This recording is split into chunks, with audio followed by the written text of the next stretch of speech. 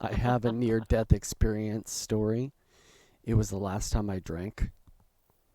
Uh, it was the last time I drank, and I almost died.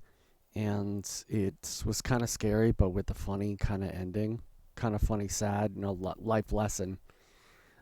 6 years ago, I went to DreamHack Austin, which is like a big video game competition, and it was the first one. And I went there, and I was already sober for like a couple years, but I felt like since I was by myself, I could get away with it because no one would know, and I was doing okay. But then I think I got like depressed or something, and I wanted to like drink a lot, so I was like drinking champagne and hard alcohol together, and I'm on medication, psychotropic Ooh. medication that can make you drowsy. And I drank so much that I blacked out, and there's a 10-hour like space that I blacked out and I don't remember, but I did so many things. And like for some reason I got into somebody's car and we were going to go to a strip club, and then I realized that I didn't have my ID or my wallet. I think someone robbed me. So it comes in and out like certain small memories. Like I remember that, but I don't remember. I remember somebody finding me collapsed on the road near the highway, and in me being blackout drunk, me trying to explain, I'm glad I took a picture of where I was staying, the Airbnb, and I was just like pointing to like this is the place because it I had a couldn't figure business it out. sign in the I, front. I I can't figure it out.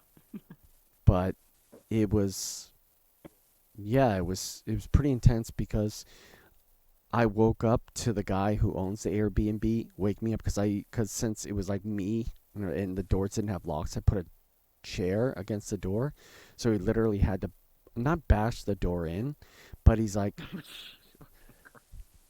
"You're still here. You missed your flight." I missed my flight home from Austin, Texas to Boston, Massachusetts, and I found out that I didn't have my wallet. I missed my flight. I didn't have a ride to get to the airport, and I had no money whatsoever. And I don't even know how I was gonna get home.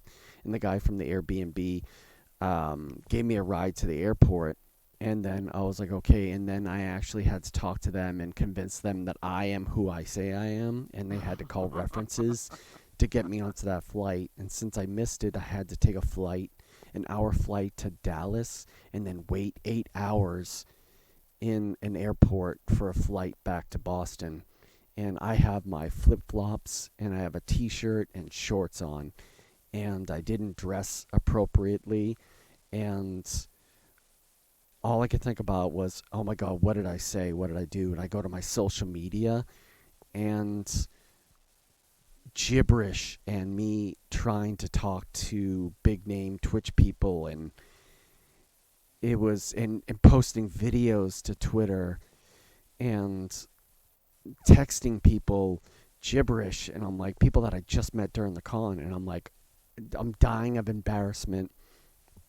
But then I like looked at my phone and there was a video, and I pressed play in the video, and it was me looking into the camera and just flipping off the camera. So it was pretty much like myself was saying like, "Go fuck yourself" to me, and I'm like, I deserve that.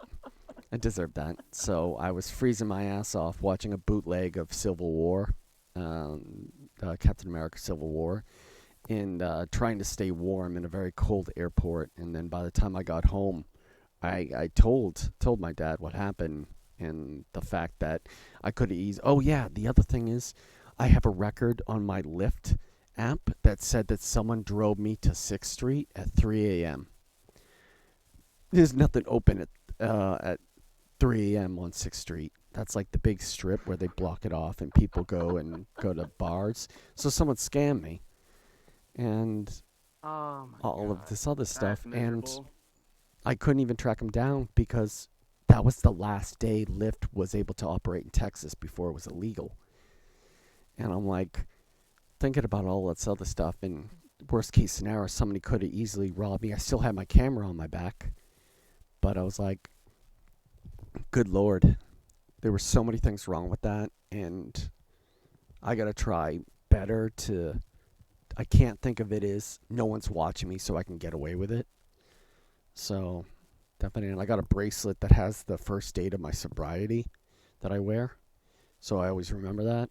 And I got it. My friend who's in the Marines, who I helped when he was having a hard time drinking, he sent it to me, and it meant a lot. So I was like, pretty deep shit. So, Yeah. and that's the time where I Yeah. almost died.